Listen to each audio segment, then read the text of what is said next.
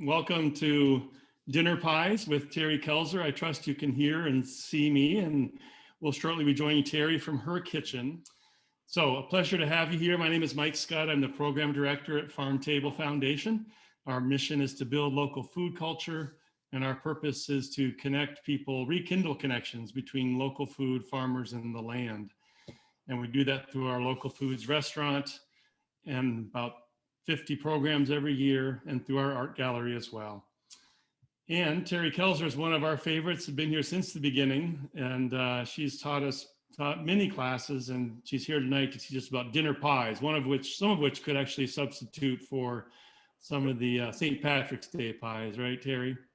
Actually, yes, we're all in the British Isles today with our dinner pies. So, and especially the Guinness and Beef Pie would be it's kind of like a stew, an Irish stew.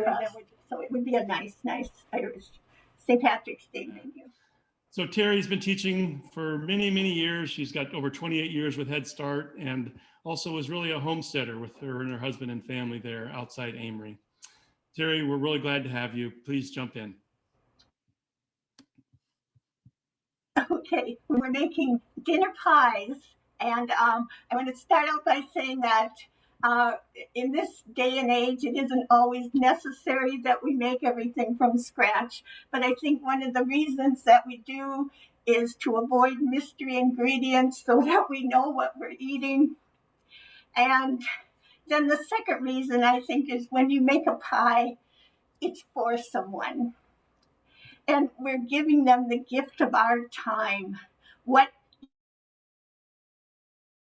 you are really made this stew for you, and then I chilled it down, and then I made this wonderful pastry, and then I put it all together and so it will taste even better, and I made it just for you. So pies are something for sharing, and that's something that we have been missing in these COVID times. And so now that we're kind of starting to edge our way out of this, I think that there isn't anything better than to make a nice, big, beautiful dinner pie for company when I have kind of a favorite quote from Andrew Webb.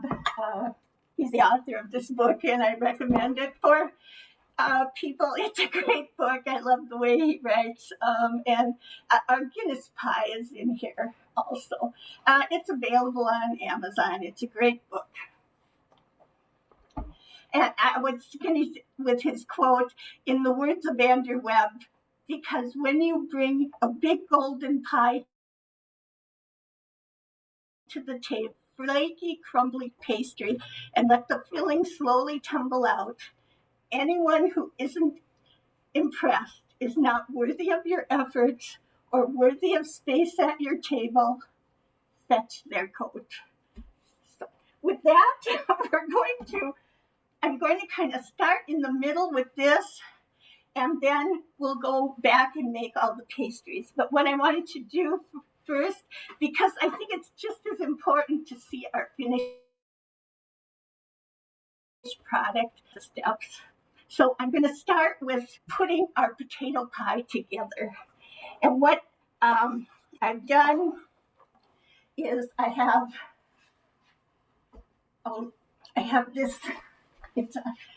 my crust ready here to go. But first, I mashed up the potatoes yesterday, and if you follow the recipe, the cream cheese is right in here also, and milk, and I'm going to put in Leek potato and cheddar pie. Now I have also sauteed up our leeks and onions, and I'm going to mix that in. I've also been generous with the salt and pepper. And then I have a cup of cheddar cheese. And I was going to do one, and then I was going to have one ready, but I did like 8-9 potatoes, and it didn't seem like it was enough for 2 pies. So here we're going to, and these potato pies are just delicate and wonderful. I first made them for our dinner with Mr. Darcy. Certainly these go back to the 17th, 18th century. And in Europe, a pie really is usually considered a savory pie. It's only in America that when we say pie, we think immediately pie. So here, this is a regular pie crust on the bottom, and we'll go through each pie crust.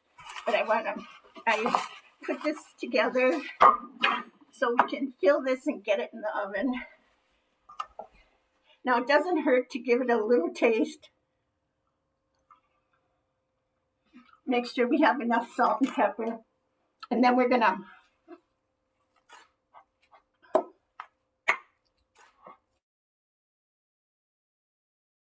fill it. I think it was probably enough for, it's really hard to tell. The recipe says 4 potatoes. What size are your potatoes? I was using kind of medium sized yellow potatoes.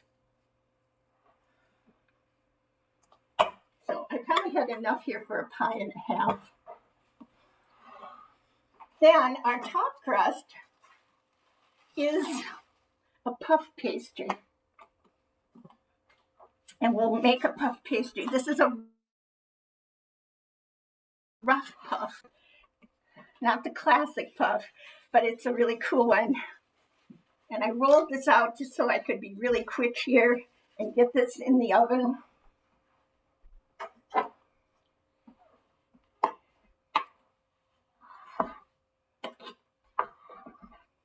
Do we have a lot of new pie bakers, old pie bakers, medium? I never know how detailed they need to be on this, but I'm gonna kind of explain everything. If you already know it, you already know. So I'm folding over. We want a good seal. We can wash it also to get it a little stickier, but actually it's going real nice.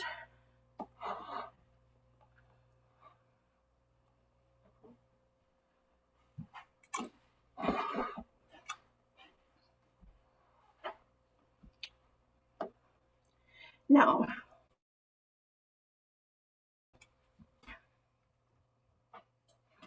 bring up your edges. Then we're going to crimp it.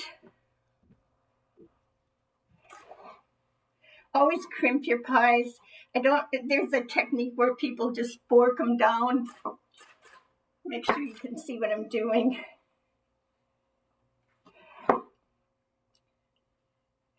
But I always think that's a tip of the crust. It's more likely to burn. So this is way, and I'm going to set it up. Here's a plate with, let's see, that's it. Okay, and just because it's special, then you can take time, and let's see if you can see, but these are some letters and some little hearts that I cut out of puff pastry. I need that brush full. And then here I'm just going to work real hard and get this in the oven. So Terry, it's hard to see those. They're little letters you cut out of the pastry dough? Yep, I used the puff pastry to cut out little hearts. Thank you. And then I'll stick those on. And some letters. We have just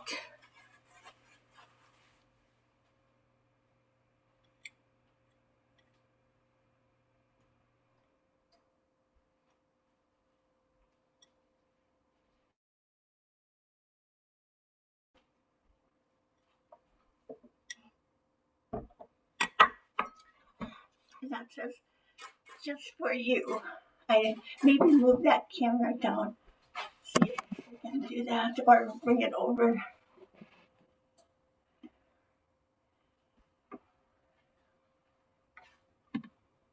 Then you can kind of see we put some letters on there. Okay. All right, now this is going right in the oven. Terry, what did you brush the top of the pie with when you put the letters on? Yeah. And I'm going to pull out our Guinness pie.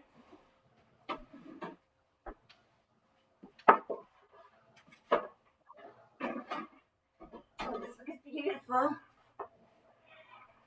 This is our Guinness pie.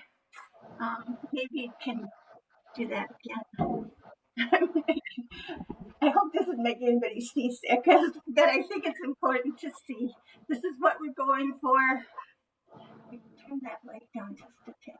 Yeah, it looks beautiful. What did you brush the top of the crust before you put the last one in the oven? I didn't hear. Did you have a question? Oh, yeah. That was just egg and water mixed up. And I'll get to the pie bird that we have here, which seemed to work really well. Okay. So, take that away. Now we're going to start with our pastries. First step. And we're going to do our pastries 3 different ways. Or yeah. First one is by hand. And this is just your regular pastry. And I'm going to put in the flour and the regular pastry, salt, and then I always put in like a tablespoon of sugar. I think it helps for color as much as anything else. Around a little bit.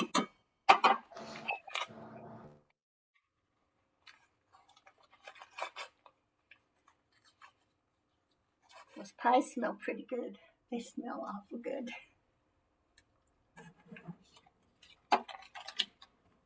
And right before the class, I believe your son and daughter-in-law were tasting them too and said how good they were. Yeah. We'll just have to believe you. Yeah.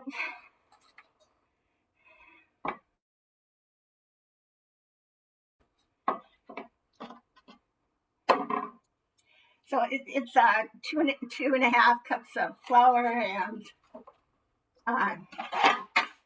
and a cup of butter. We got our sugar and salt in. You can use one of these. Your first step, of course, with pastry, you always do the fat into the flour before you add any liquid. And these work good. All those other.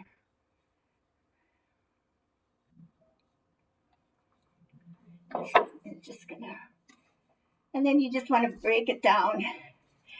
At this stage, you never have to worry about overdoing things with your flour. Flour and fat are just fine, as long as it takes to get to where you want it.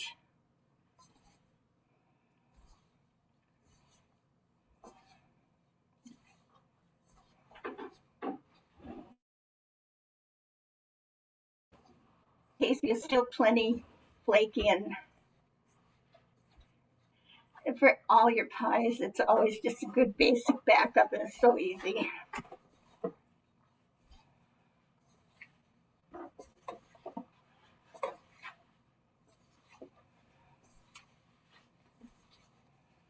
Now we're to the crumbly stage. But it doesn't matter if we have some big ones, because all that makes our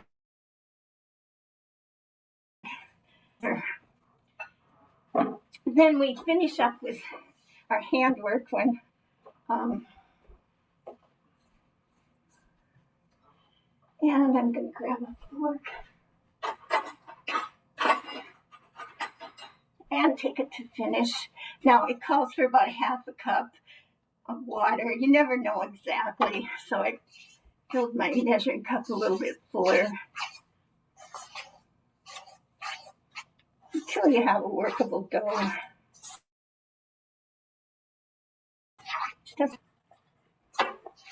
Flour is a little drier in the winter, so you can kind of be sure you use a little extra water.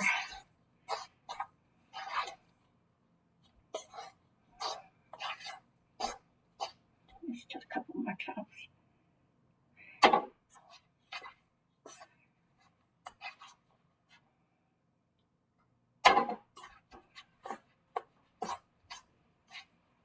Okay.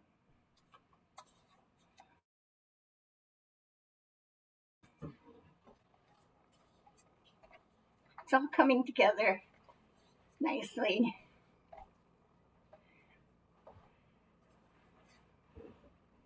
I'm just going to use this for one of the other crusts, and then I have to wash it up.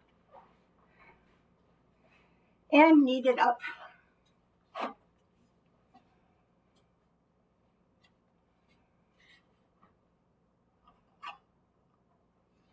Generally, I'm just using all-purpose flour. And then you can take this and put a half a cup of milk in there. Okay, there's our super nice, just regular, normal, everyday pastry. They'll make about 2 pies with top and bottom, at least 4 single shell. And this, this keeps really well in the fridge pieces. You can freeze it and then have it, take it out when you need it.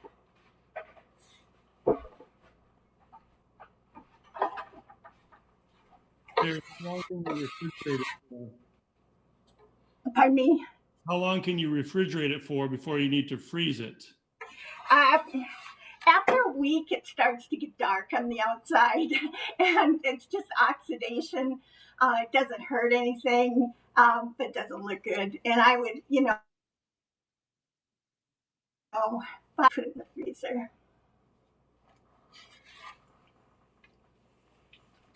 And then I'll take that back.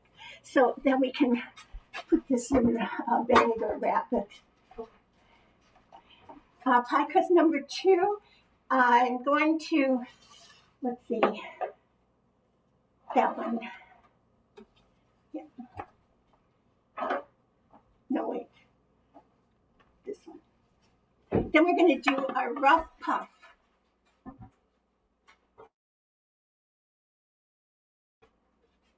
Now the classic puff pastry, of course, is you make a basic pastry dough, roll it out, and put like a whole pound of butter down the middle, fold it in, and then roll it, and then keep folding and turning and refrigerating. And it's a long process. It makes a beautiful product, but I think you can find that this rough puff works very well, and it's just so much easier,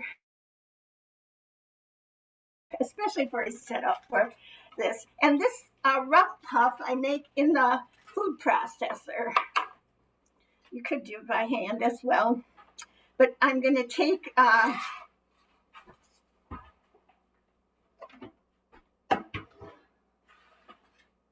measure of flour and just use your regular blade.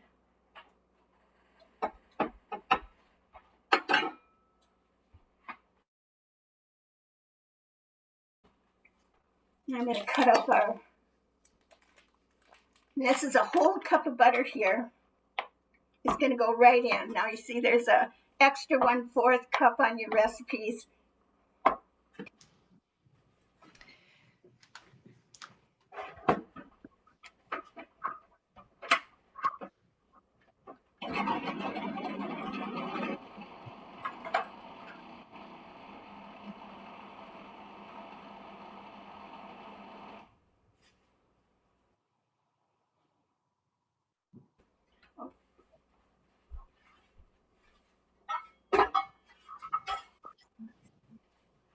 It does say we could use our milk in this one too.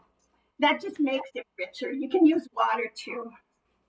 Terry, do you have the butter at room temperature? It's supposed to be cold. I fudge a lot on that. Sometimes it's easier to work with if it's not so cold. I find my pastries turn out just as good as everybody cold. I will do a step that's really cold in just a minute. But for my, it's not, it's cold, but you don't want melted butter here or anything. But it works as well. If you work quickly, I don't have any problem.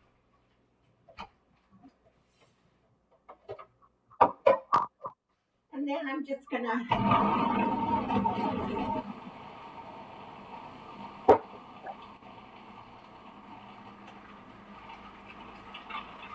and that's so fast. And we have another pastry. This will be our rough puff pastry. Thank goodness for machines. They're wonderful.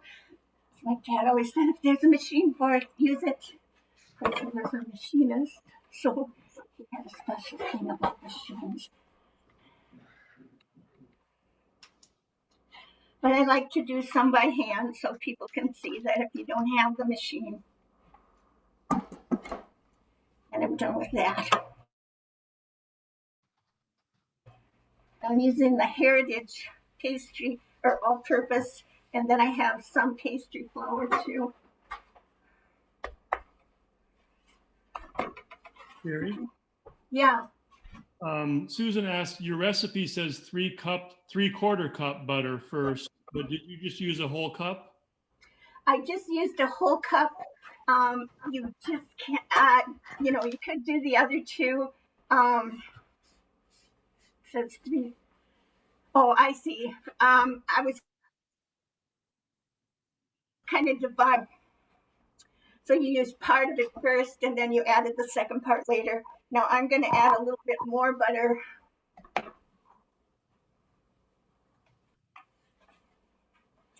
This is just beautiful dough. So you could add 3/4 first and then mix it in and then a 1/4 cup later? Yep, because we're going to get more.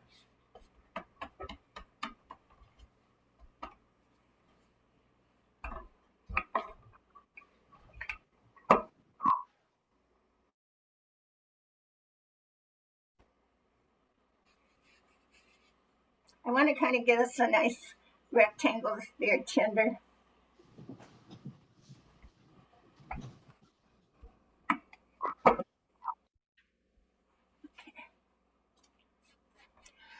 In the freezer, there's a plate.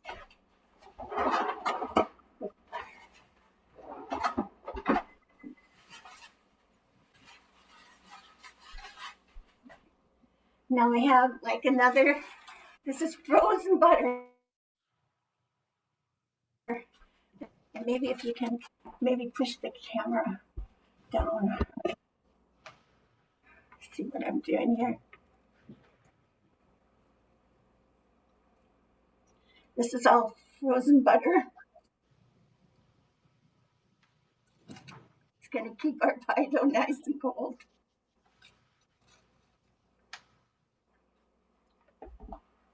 Now we're going to fold it up. We're going to cover that.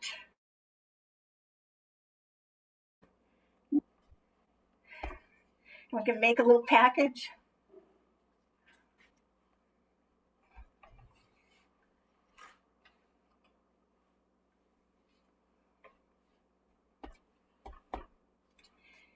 And we're going to roll it out. We've enclosed all those butter pads. And this makes, it's called a rough puff. It's so fast and so buttery and delicious. I think everybody should make it. Now all that butter I put, you see, it's really locked in. It's not doing anything. It's not squeezing out. And I'm going to do that again. And I'm going to put the rest of this butter. So I would say your recipe says, how much butter does it say? Oh, there it is. So there it has a cup and a fourth. And I would say I'm at a cup and a half.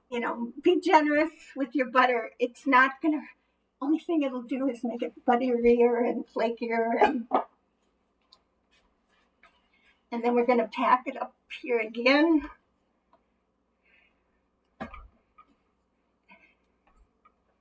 And that's like 2 turns. Terry, that butter was cold. That butter was right out of the freezer. That was ice cold, and it has chilled our whole thing down to cold. Okay.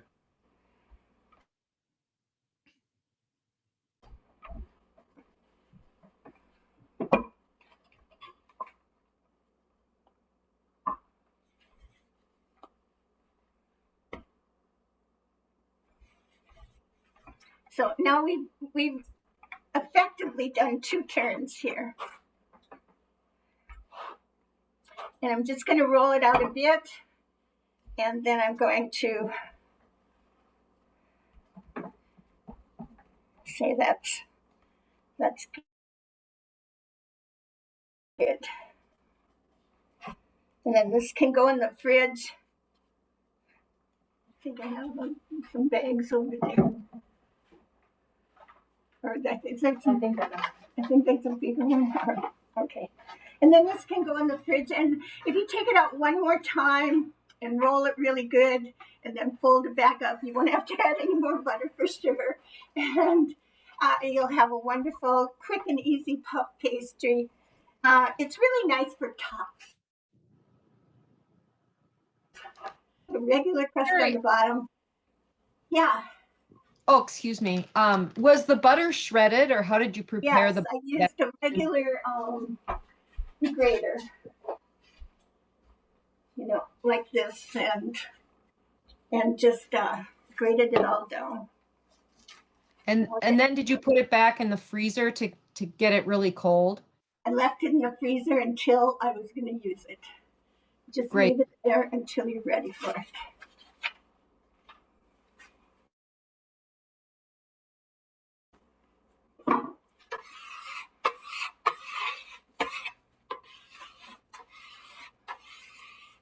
I'm going to check my I think I'm going to turn that down now.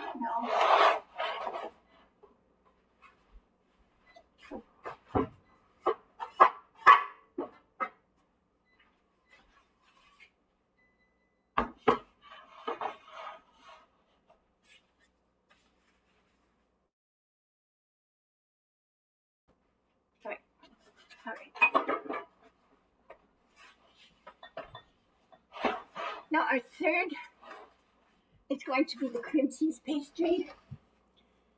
Now this is what I use for pasties, and I am going to do some pasties tonight as well. They're not featured on your recipes, but I always like to recommend this pastry for people. It's so simple. It's always flaky, always. And I make this on a KitchenAid mixer, always. Just for the simple fact that mixing the butter and cream cheese together is something that is a little bit harder to do. So I have half a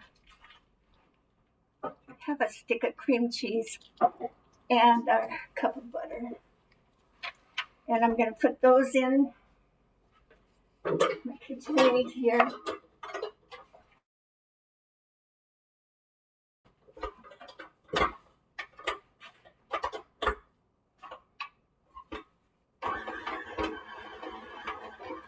Blend that together.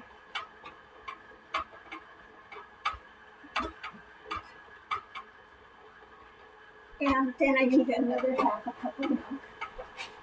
Terry, we have another question about the temperature of the butter, whether it's cold or room temperature. Yeah, I really have it cold, but it doesn't have to be cold. I say cold. To me, cold as it feels cold. You don't want it melty, but I don't have any trouble using, it's been out of the fridge for an hour.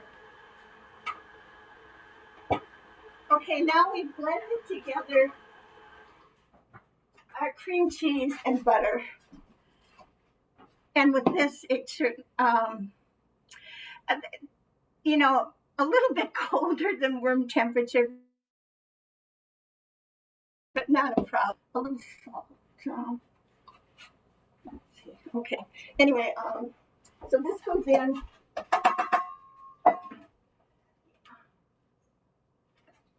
I'll put a little salt.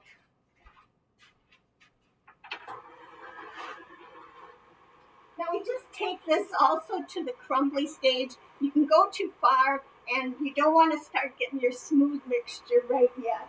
You just want to go crumbly.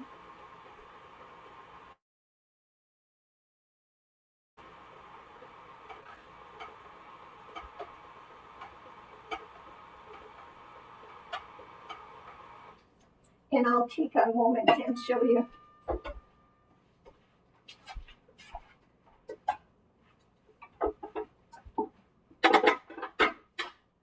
Just because I've had girls make this, or I've signed them to make it for me, and they don't really stop at this point. Maybe bring the camera in again.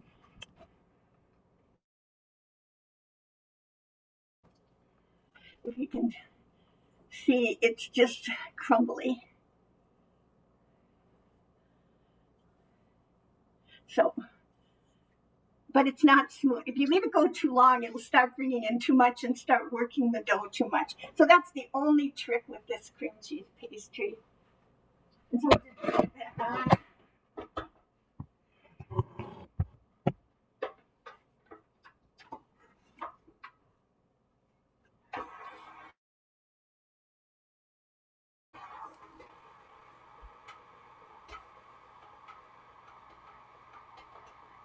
Perfect every time.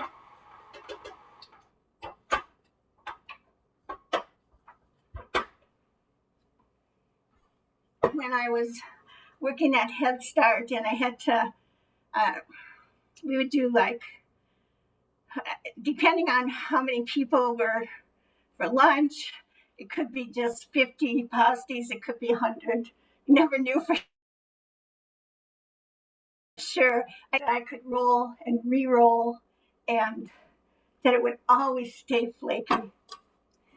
And I tried a lot of different things because pastry will tend to toughen up.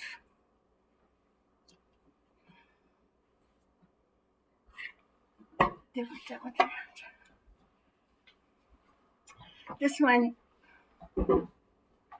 never gets tough. Let's go. This would be my basic pasties dough, and we are going to do some pasties tonight, which are a little bit extra. But they're such a traditional English pie that I couldn't leave them out because they're one of our all-time favorites, and most everybody loves them. So. And then maybe this can go in a package or wrapped up. Now, as it's worrying about how cold my butter is, and I never have pastry that's not flaky,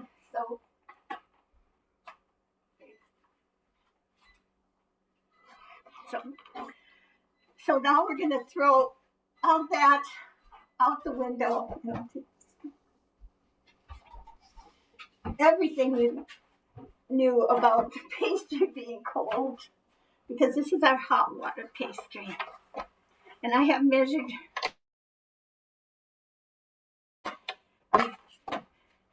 and I'm going to get our,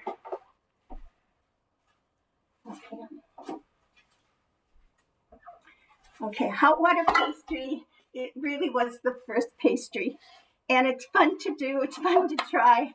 I'm going to mix some salt in with our flour, and we have, I have used my scale to have, so I went with grams, and this is 500 grams of flour. That was 2 teaspoons of salt I put in. And I've measured this as 205 grams of lard.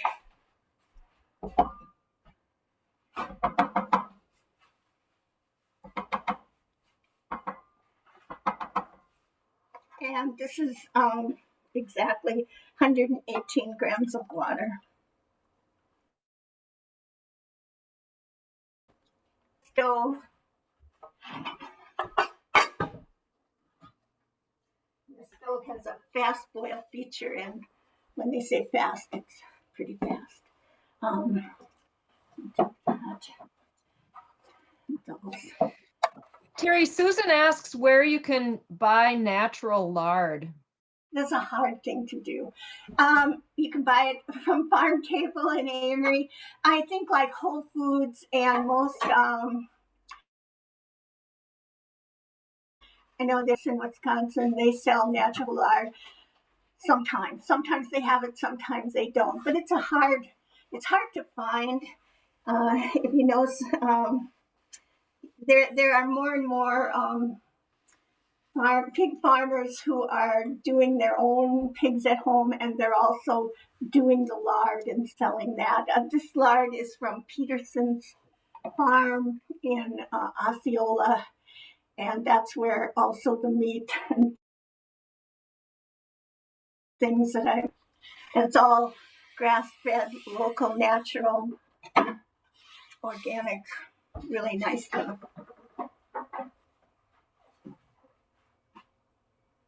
Terry, you broke up there for a minute. You said something about a place in Wisconsin you could get it, a certain... Well, no, I said that Farm Table, I bought mine from Farm Table, and it's Peterson Farms is the label on the... Okay, yeah, I thought you said something about another place. The lard. They just make their own at Farm Table too, and render it down. And can you use Crisco as an alternative? No, never use Crisco. Hydrogenated is not good. And that's the thing about just a regular store lard. It's also hydrogenated. If you don't have lard, you can use butter, and you can melt butter. Every recipe that I've seen and have used that is called for Crisco, I've just replaced it with butter. And it turns out really well. And you know what you're putting in. Who knows what's in Crisco exactly. And do you have a particular butter that you prefer? And do you use a salted or unsalted butter? I generally go with what I have on hand, and it's generally salted. Occasionally I'll get some unsalted, but that is a problem. If you're very, very fussy, get unsalted butter and add the exact amount of salt that you want. So that's kind of just personal preference there. Okay. Now this is also this particular pastry is probably not one that you want the kids running around. Hot fat is a little bit tricky. You want to be careful with it. It can spatter and stuff like that. So you have to be careful. We're getting there now.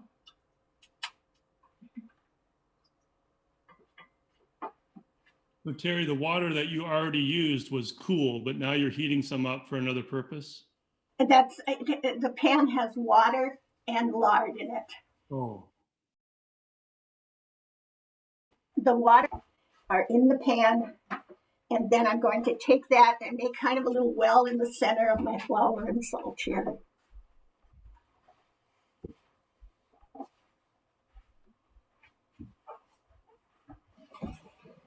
And it shouldn't take very long.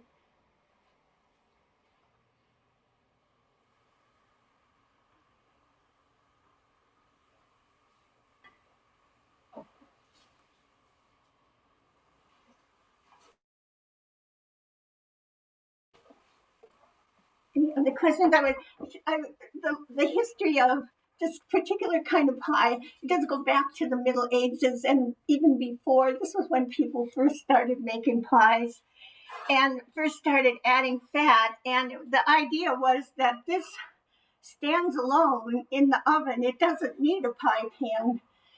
When I first made it, I had a dream because I had just stacked all my little pies by themselves. I had a dream that when I put them in the oven, they all melted. Well, that's never the story with this kind of pastry. This pastry stands up for everything. It's just really a tough pastry. They used to use it for in place of a baking dish, and so often it was very thick, and because all the meats and things they would put in would have to bake for 5 hours, 6 hours, 10 hours, you never knew. Really hard, and so sometimes it wasn't necessarily considered edible, but as it cooked, it did absorb a lot of the juices, and that was rarely thrown away. That was saved for the staff for their supper after they finished preparing everything, or whenever there was a big fancy dinner at the castle or wherever, the poor townsfolk would gather by the gates. They would throw all the food over the fence that was left over. So that was actually a coveted product when you didn't have much. So now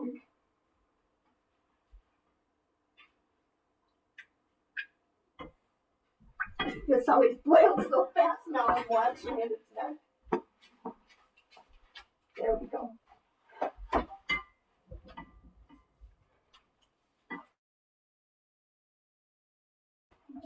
That's looking so cute in there. Also, there's a very cool story about, and you all know the nursery rhyme, when the pie was open, the birds began to sing, wasn't that a dainty dish to put before the king? In all likelihood, the birds didn't only just sing, they flew out, they flew all around the room. And a lot of times they put rabbits and frogs and turtles and all sorts of things and everything pies while you were waiting for the next course. In 1626, there was England's King Charles I and his 15-year-old Queen Henrietta Maria passed through Rutland and were being entertained at a banquet given in honor of the Duke and Duchess of Buckingham. At the dinner, an enormous crust-covered pie was brought before the royal couple. The crust began to rise, and from the pie emerged a tiny man, perfectly proportioned boy, only 18 inches tall, named Geoffrey Hudson. Hudson, 7 years old and the smallest human being that anyone had ever seen, was dressed in a miniature suit of armor and climbed out of the gilded pastry and stood shyly in front of the Queen and curtsied low. Hudson was later dubbed Lord Minimus, and he stayed with the Queen for much. Okay, now we're boiling. So here we have our bowl of flour, our boiling lard and water. We want to just pour it carefully.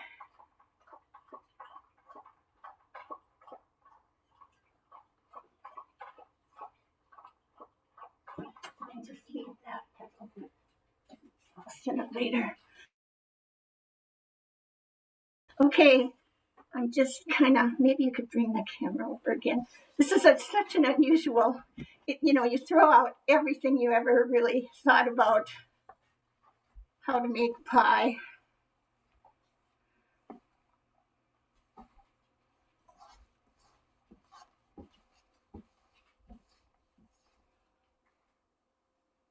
It certainly is no fail. And you just kind of bring it to handle. You just start pushing it together.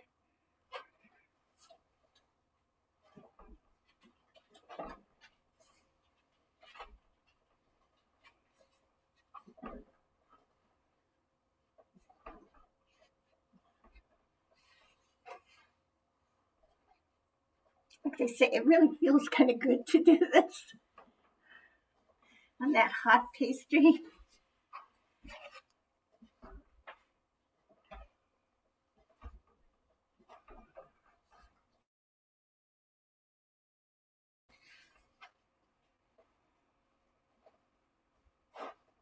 And this is used for, it's most famously used for the Melton Mowbray pork pie.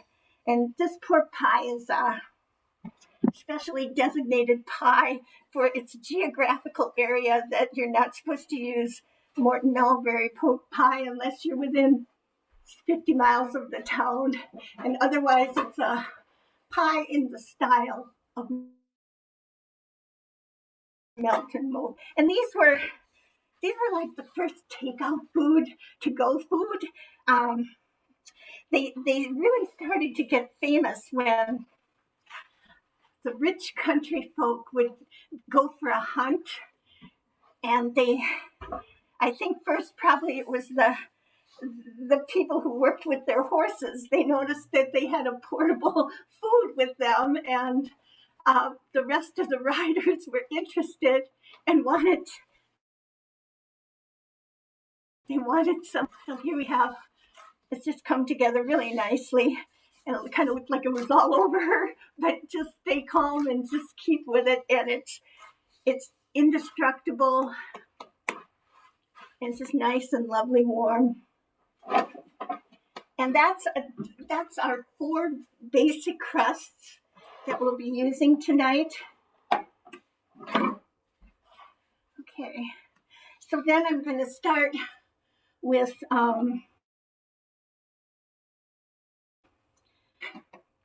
and I'm see that is this pie down here. That's kind of our finished product, and then I'm just gonna tell you what I did here.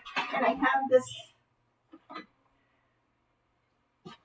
and I didn't have enough for 2 pies, so, but I wanted you to see. Could you give me that can of Guinness? Thank you. So wonderful. The Guinness in the door, the beer. And I just wanted to go through the steps so you have a feeling of what you're going to do. And so here I've just taken some steak, and I've started to just brown it off really nice. And I'm going to get that just a little bit hotter.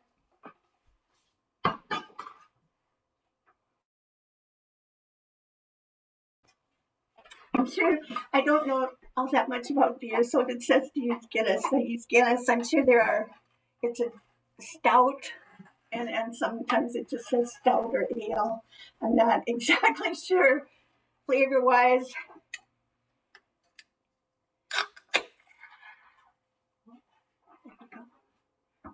Okay, but I'm going to use this for our deglazing also. Now we've got some nice brown, as I started to saute these just before we started.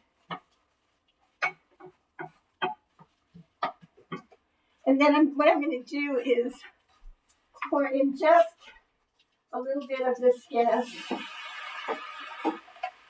I'm going to use that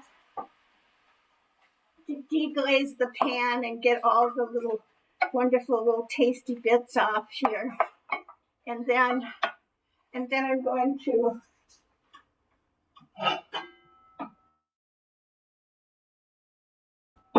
pour it into our baking pan.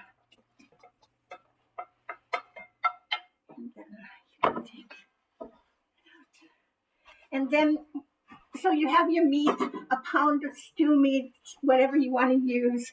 And then instead of, you would cover this with water, we're just going to cover it with our Guinness until the meat's completely covered.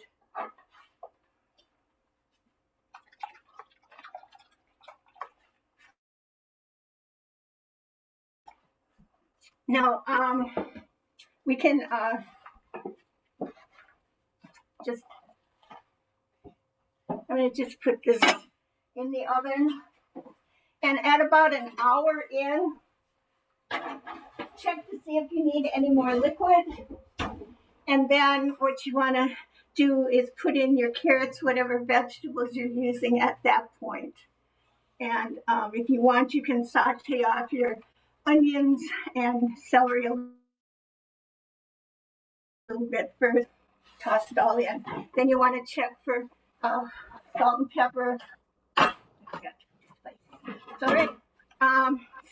And then this is just a regular pie crust that I used for this pie. And we'll get to cut that a little bit and see what it looks like inside. But when it comes out, then when your meat's all nice and tender, then I just thicken it up a little bit with some flour and water. And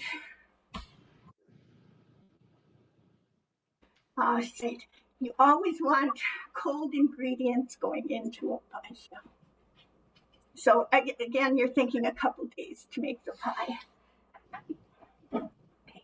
Okay. So, yes. Terry, will it make any difference if the beer is flat or not? I don't know. I think you're going for flavor. So does flat beer taste different? I mean, it doesn't taste fizzy, of course, but No. I don't see what it would matter. You're giving a flavor. I could taste the beer flavor in it. It's mild, but it's there. Right. And the alcohol cooks off while it's baking. So, yeah. Could you talk a little bit about the pie bird? Yes, for sure. That's just a way of venting your pie. And you can certainly make a pie without it. But this is a poem, and especially when it comes to mind with apple pies, and they're so juicy, and they're always flipping over, juice squirting out, and messing up your oven, smoking up your whole kitchen. And a pie bird is supposed to alleviate that, and the steam comes out the top, and the juices stay in the pie. And as you can see, this should be a pretty juicy pie, but there's no spillage at all.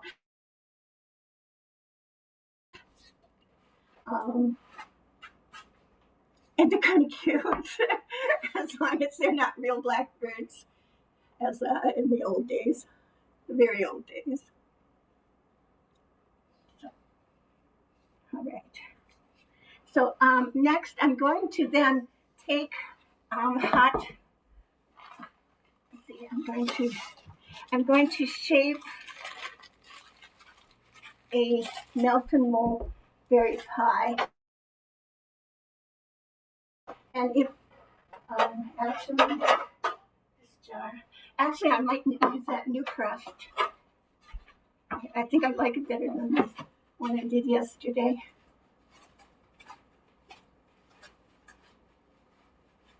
I'm going to just take a little bit off here. And this is called a hand raised pie. What you want to do is shape your like shape, and then you can. They have there's a really cool little wooden item. It's called a Pie Dolly, and it's just for making meat pies, like this individual meat pies. And it's wood, and it fits right down in, and you can turn it. They're very cool, but you can use a jar. You can use a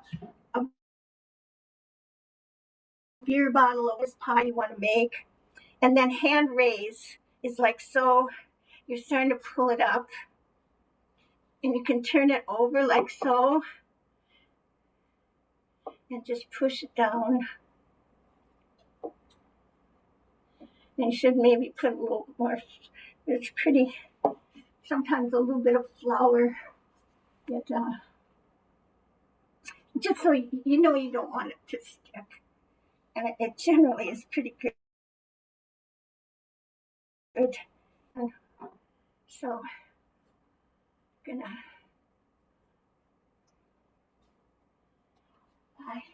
make that muffin pan. You can also make them in a muffin pan.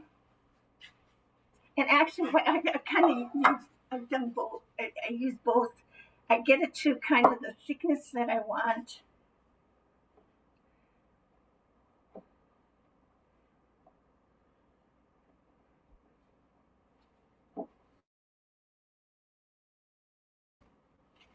And okay. I'm just going to ease it off here. And then I have like this, a little coffin. They were called coffins, which just means box. And I just push it out. So there is a package of pork meat.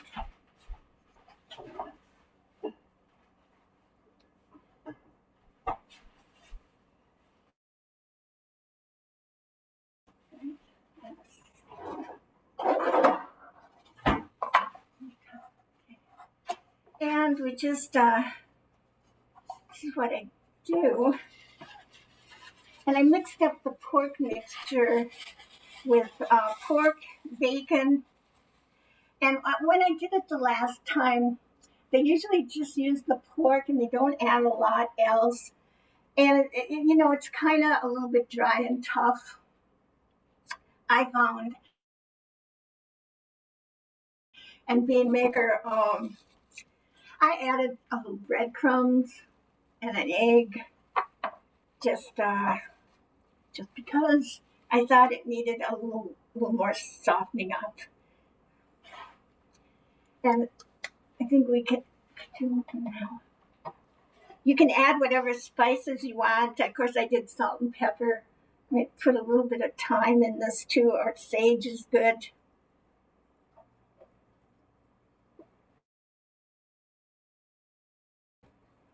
They throw it. I can imagine the bakery where everybody's throwing. But they throw it because you want it tight to the bottom. And this can go back. I think I'm just going to demonstrate. Then you want to take enough crust here.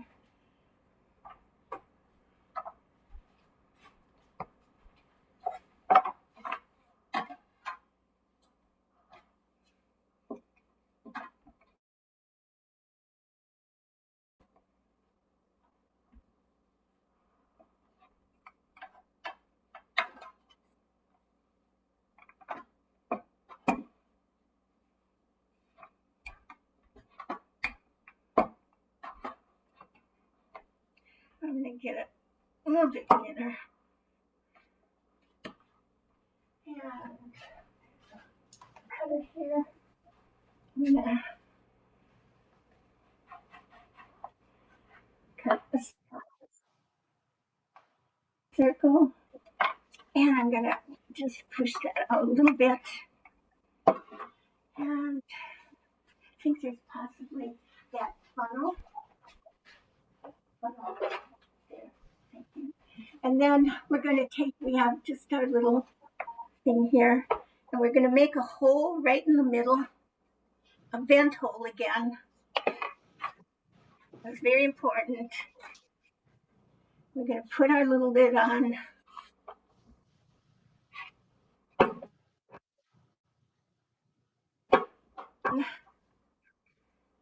I'm going to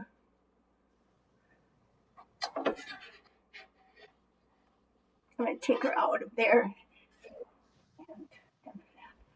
And then we're going to pinch our pie together.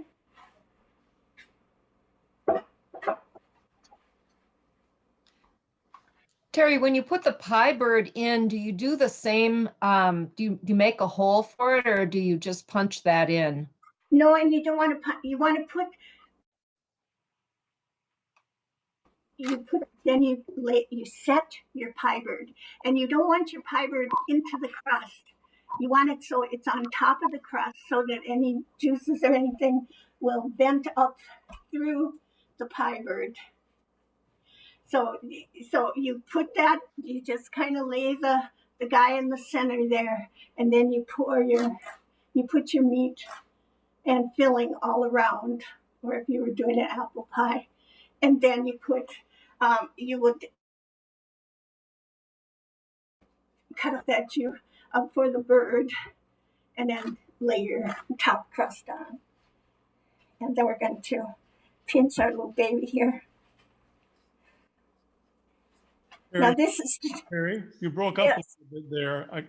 I wasn't quite clear. Do you make a hole in the top pie crust or not? I couldn't quite hear. yes, when you're using a pie bird, you'll do that first before you place the top on. Otherwise, I mean, you could cut it with a scissor or something, but and like this one too, you do your hole in the top before. And maybe we could do a little close-up of this. Right. So with the pie bird, it sounds like you put the pie bird in with the filling, and then you put a hole in the top and put it over the pie bird. You put down your bottom crust, and then you put your bird on it. You have no filling in it yet. Great. Thank you. And then you just kind of layer your filling around the bird. Okay. Now I can show the two finished ones. This case can go right in the oven like it is, and it is not going to move. It's amazing because it feels so oily and moist, and with butter, the whole thing would just collapse. But this is just like the workhorse of pastry. And they're so cute. I said, if they taste terrible, I don't care. They're so darn cute and so tough. I love them. But I think these will taste better than my last ones because I spent a little more time trying to make the filling a little bit softer. And then, you would wash these and bake them.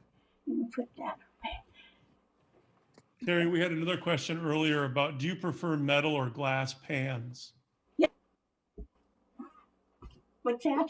Do you prefer metal or glass pans? Kind of interchangeable. The thing I like about a glass pan is that I can see that the bottom is browned, where I can't tell for sure in a metal pan. But often a metal pan will hold more heat, so if the top is good and browned, the bottom will be good and browned as well. I probably use more glass pans than I use metal. I did use. Now, we're going to move on to putting together a pasty, and this is the cream cheese dough. This is so eminently rollable dough, and using the cream cheese pastry recipe that I gave you, you could make depending on the size and pasties. And now you can get out that filling too for the pasties with them. Okay.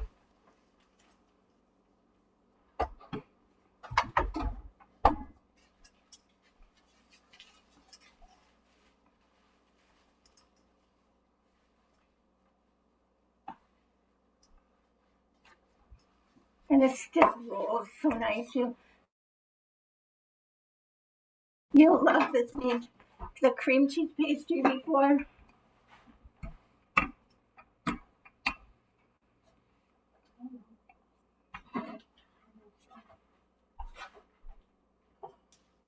And find a cutter. I've had this one. It's an old coffee can from the days they had coffee cans. I'm sure I've been using it since about 1980. I've had to stop a few people from tossing it.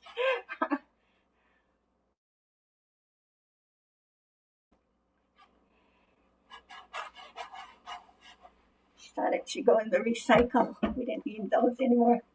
Yes, that's my pasta cutter. Terry, you broke up a little bit. Could you say again roughly how many crusts this dough will make? About this size, I would say 9 to 12. For sure 9, and depending on how thin you roll them, for sure 9. And then, like you can just re-roll it. And this one is going to be just as flaky as the first ones you did.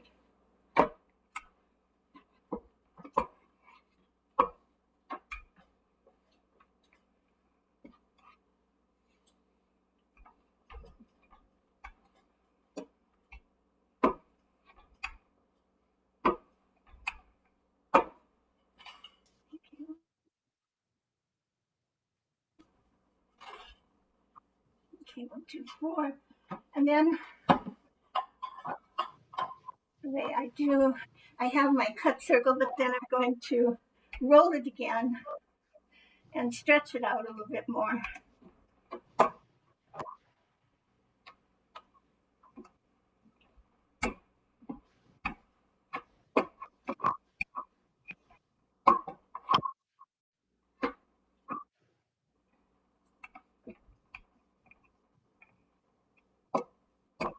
This was always a favorite at Head Start.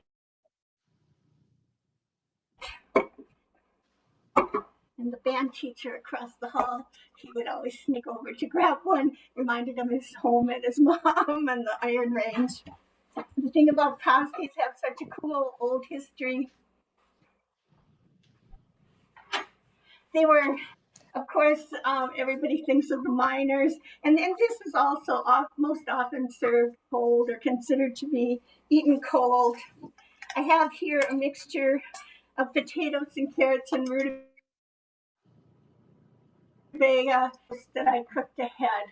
I prefer to use a cooked roast because then I know it's going to be really tender. The actual two, if you went to Cornwall, they would use raw meat. They always put raw meat in, and it just you just can't be sure it's going to be tender. I think the old coal miners had tough teeth. Anyway, this was basically lunch for miners, for kids going off to something that you could carry in your hand, and then just fold it over with. I always put so much filling in. I like to have a lot of filling. Approximately, what is the approximate diameter of the coffee can cutter? Let me see here. I gotta measure. Measure.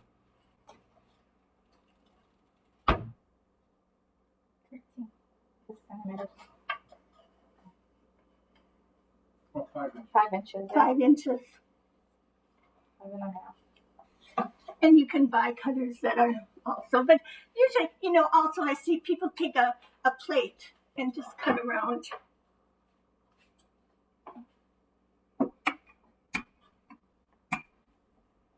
My favorite old saying about that I've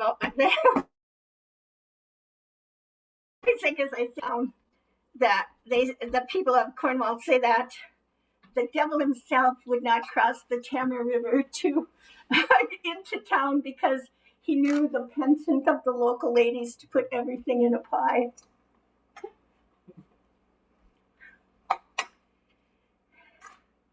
So I give myself a little bit more room, and I can tell you there's a traditional fold for these where it's quite sturdy, and you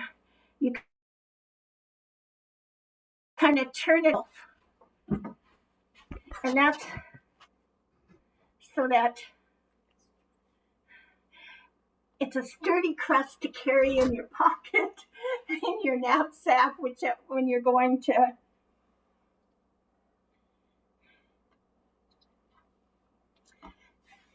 going off to work, going off to school.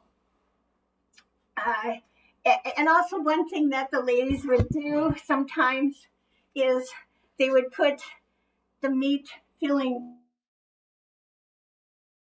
like at the bottom corner, they would put a little jam for dessert.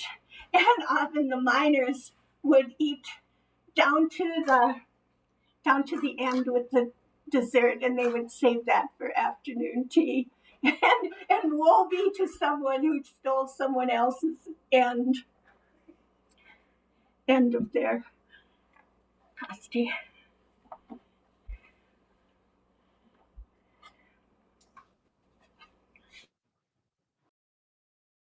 And it was also the miners, a lot of times it was lead mines, and they didn't have places to wash up, and so that they would be eating lead. Often you see pictures, and they do have like their scarf or something that they're holding around their pasty so that they don't get all that lead dust to eat. So they seem to have had some awareness that that was not a good thing.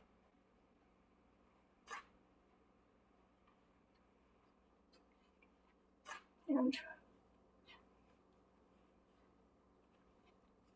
wait, I'm making these my prettiest ones. And we'll just do 4.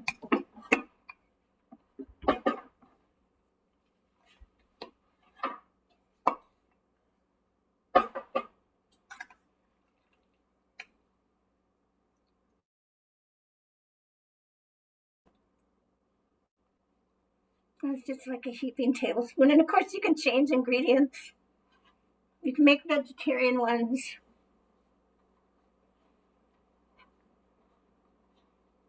And sometimes they make them with cheese. And then you want to bend them. And grab me that pan.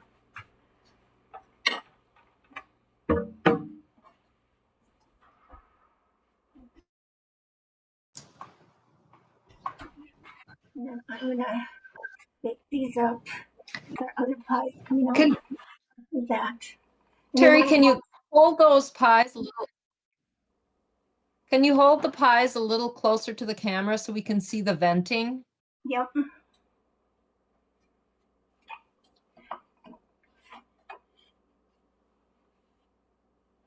I don't know, is it going to show up, or it just pricks with a fork.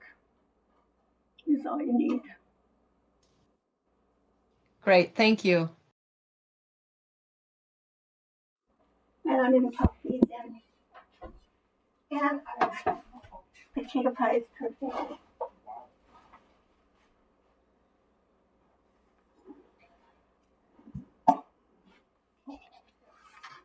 That little potato coming out, but that can go here.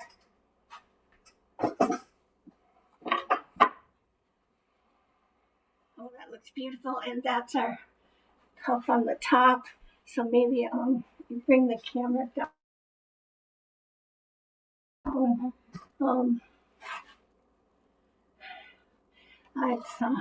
going to just turn that light down a little bit.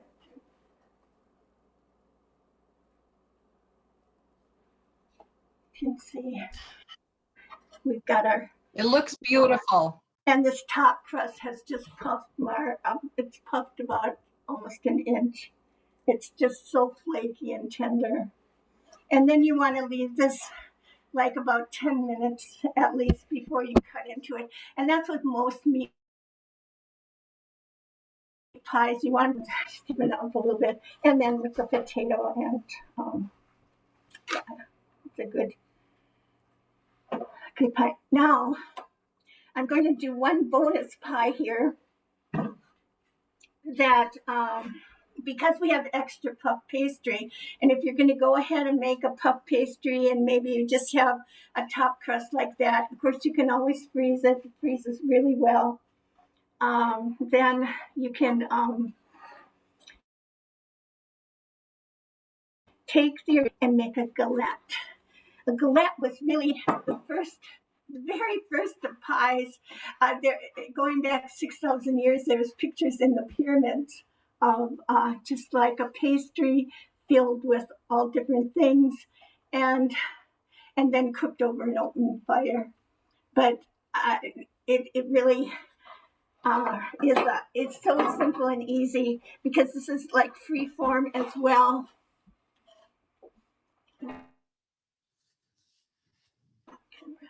That goes with it. Terry, Susan also asked if you could use the pasty for a sweet hand pie. Yeah, you could do a sweet, you could do it with apples, berries. I've done blueberries and using that same crust. It was really good. Sure. Any berries for sure. Apples, wonderful. The pastry in the fridge is our puff. The older one, not the one we just made.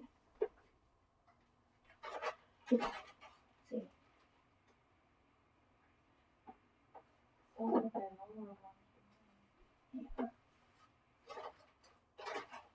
There is here it is.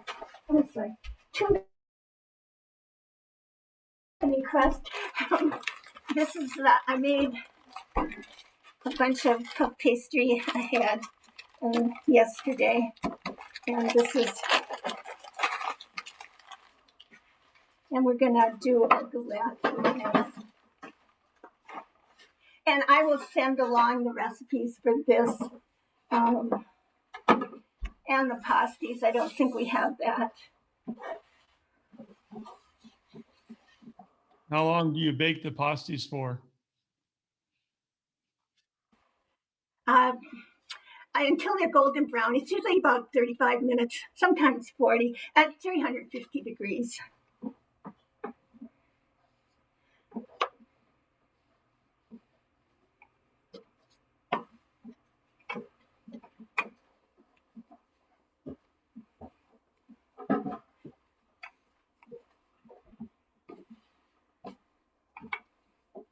Now this is the same dough that I have on the top of the potato pie. It's very cold.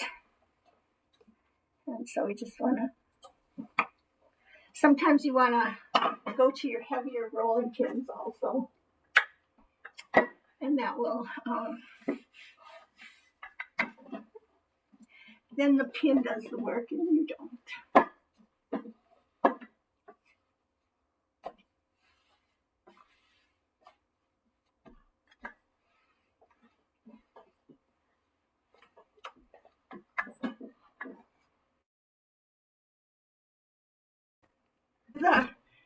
With puff pastry, because you're always working in rectangles, you always have a rectangle, so then the trick is to try to get yourself a nice little circle if you can.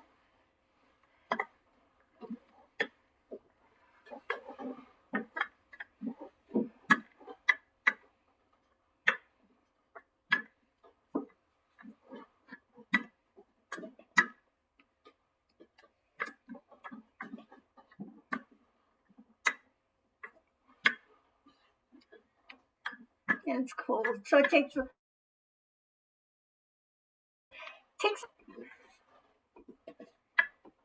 but this is going to be a leek and potato and a goat cheese galette. And Terry, remind us what pastry dough you're using for the galette. I'm using the quick puff pastry or the rough puff. Okay. You could use another pastry, but it's just not as pretty when it's done. Looks nice enough. But if you want that little pizzazz, you're making a special pie for your company, it looks so much fancier if you can use your puff.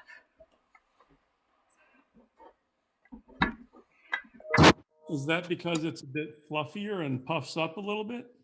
Puffs up a whole lot. Yep. So I'm going to kind of make kind of a.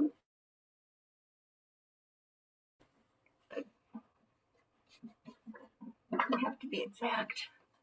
And Terry, does it do that because of all the butter in it? What? Does it do that because there's so much butter in there?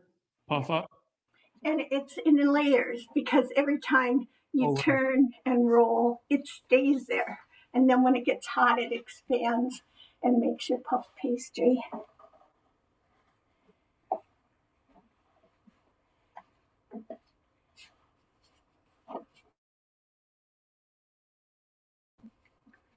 Okay, now we have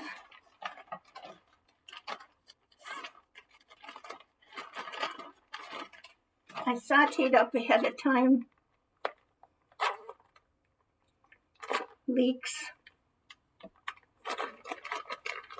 and red onions, and I'm just going to spread those here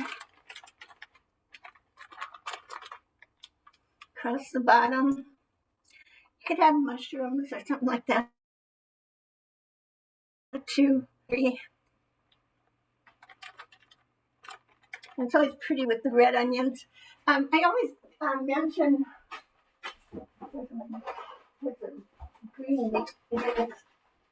If you don't work with leeks very much,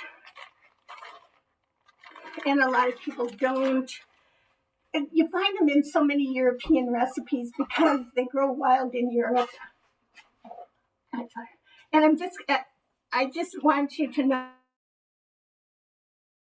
that, and I noticed it especially on this one, so I set it aside. But you want to cut through so you can see all the leaves and run it underwater because, like, it'll have sand, and it's kind of imperceptible. But you don't want sand in your whatever you're making, your soup, your galette. And really, that was the only one that was kind of sandy. But years ago, it used to be all of them, and so then I took extra thin sliced potatoes. I sliced them on my grater on that edge. And these are yellow potatoes, and they've oxidized a little bit, but it's not a problem. And they're just thin, really thin.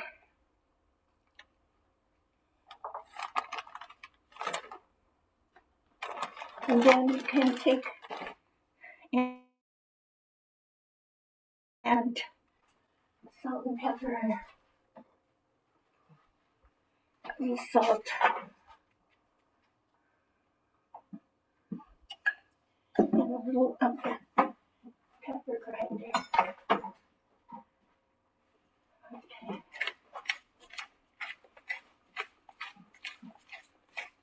You just want to be sure to take the time to season things really well. And then I have in here of goat cheese. And then you're just going to just put little crumbles on, just like that. Really, once you got the pastry, and this is so easy, and it's so delicious.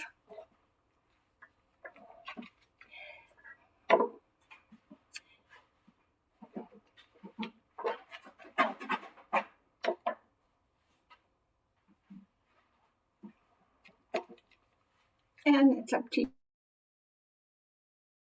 you how much cheese you want. Okay.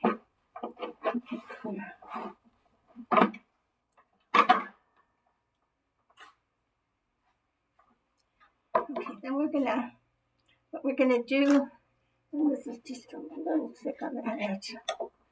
We're gonna then just start buttoning it up like this.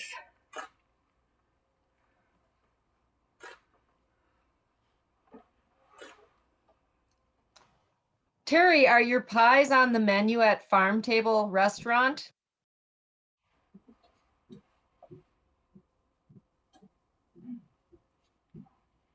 And there we have, and then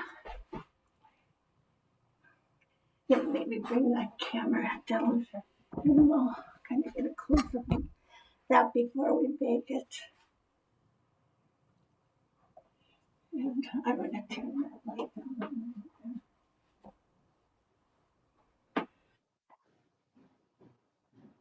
So I need a pan with a pastry sheet on it. Terry, do you make galettes with the sweet fillings too? Oh yes, I love apple galette. It's wonderful. And then what you do is an apple frangipan galette. You where I put the leeks, you spread an almond paste mixture, and then you put the apples on top. Oh my gosh, just wonderful. I usually make this right on the pan, so. And then the egg wash. There it is. Okay. And then we're going to wash this real nicely.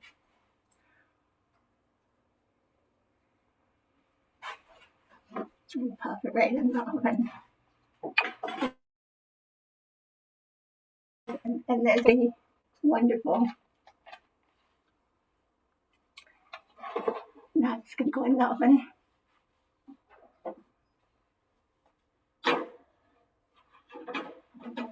And then it'll fit this way. Okay. Let's put that one down below. Yeah. Okay. Now I messed up my kitchen really good. So, any questions? Start cutting the different pies and things here and doing some plating. Maybe we can talk them to y'all.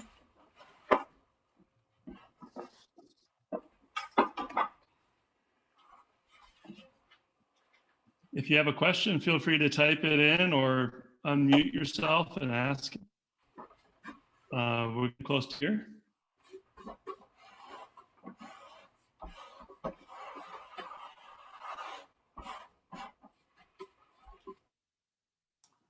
Terry, what's in, Denise asks, what's in your egg wash?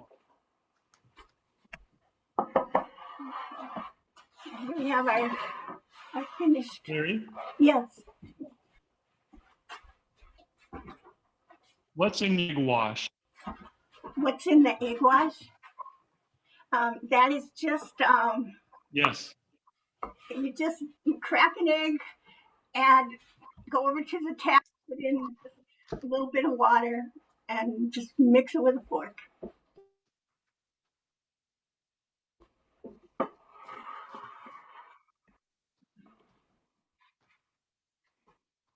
So Oh my gosh. These are we have pie. That's what I say. Save your fork. There's pie. There's lots of pie. No.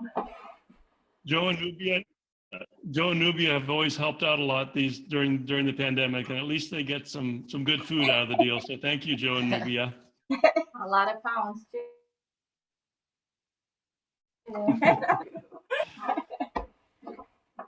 None of these are diet pies, I guess.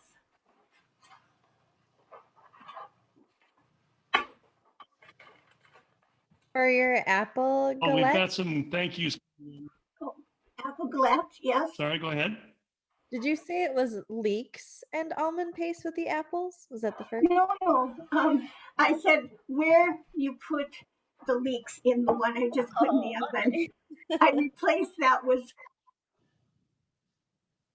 an almond. I put the almond, almond paste is hard. And when you get it, it's a little bit soft. It's nothing that you can sprout. I would put the almond paste in my food processor and add just a little bit of sugar and let that blend up, and then add some milk. And then you get, you want it kind of thick. You don't want to let it get too runny, but you have a nice almondy mixture there. And that's what you spread on the very thin sliced apples on top of that. And then just curl up your your crust. Like it's so simple, you don't need a pie pan. Great, thanks. It's so good. When you taste that, you say, "Oh, I think I'll have this instead of apple pie from now on." I think that's what these guys said at one point.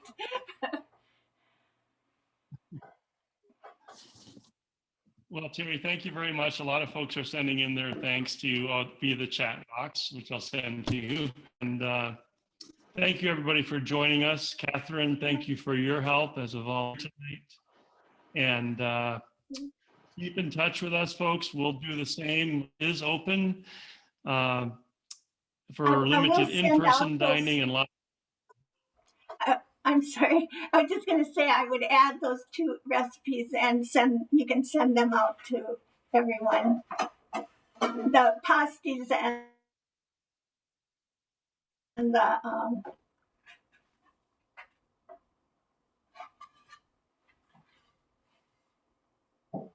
Very good. I will send those out to Terry along with the video recording of the class.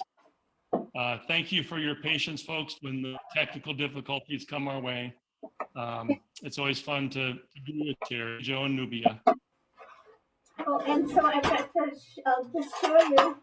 We'll see what we have here. Here is, we take our first, and of course the first is always the tough one. But this is our Guinness pie.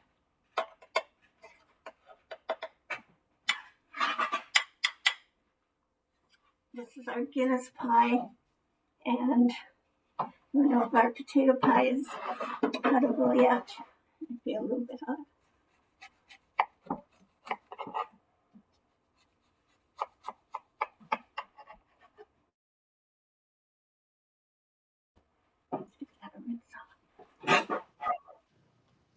Even the sound of you cutting the pie is wonderful. It's so flaky and nice, and this is such a sweet little pie. These potato pie, and it's a little bit warm yet. Might wait 10 more minutes, but it's really good. When we're back in person, folks, I remember Terry made the cheddar potato pie for an in-person event a while back. Yeah. And, hopefully we will do it together. Yes, hopefully. Terry, we had a question Susan, from, you didn't mention the trotter sauce. Oh, I didn't mention trotter sauce. It's not everybody likes trotter sauce. Trotter sauce is, of course, pig's feet, and it is traditional in these pies, especially when they're kept for a long period of time. The whole is for pouring in a gelatin that is made from the pig's feet, where you take the pig's feet and put them in water and just cook it on the stove. Your mom, Nubia's mom makes that all the time. And you just let it cook 6, 8, 10 hours on the back of the stove, nice and slow. And then pour the liquid off and you have a gelatin. And that gelatin is poured into the holes here. And a little extra juiciness. Some people like that, some people do not. There's also kind of a mock one that you can make with gelatin and chicken broth if you really feel the need to have that extra liquid in your pie. But this is such a darn sturdy guy that he will hold up to it, and you can just pour it in. In the old days, of course, too, they would, if they're going to keep these, they might keep them for pour lard in there and seal it up. Actually, I wrote about that they used to keep pies for up to a year with a lard on top. And I believe this, the pie lady that I have her book, she said everybody seemed to have survived. We would have been horrified at a pie that was a year old. That's how they preserved things. They didn't have any refrigeration. So it's not for modern times. I would also, there's that book, and there's a few books that I use. This Dinner Pies is a good book. And also my Dinner with Mr. Darcy book has all the period of the food, which is a lot of meat pies. If you had a banquet, a fancy dinner, usually the pies and soups and things like that. And all fancy. You could just get leaves, and they were just beautiful. So I guess that's about it.